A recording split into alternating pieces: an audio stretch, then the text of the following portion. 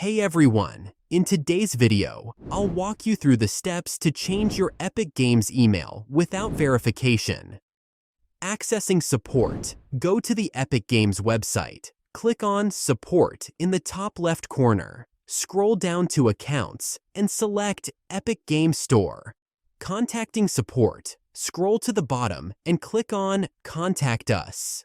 Verify your username, email address, and the platform you use for the Epic Games Store. Write a message describing your issue. For instance, "Hello, I'm experiencing difficulty accessing my email address and would like to update it." Personalize your message as needed, waiting for response. It may take a few days for Epic Games to respond. Keep an eye on your email for their reply. And that's it. Changing your Epic Games email without verification is that simple. I hope this guide was helpful for anyone looking to update their email. Thank you for watching.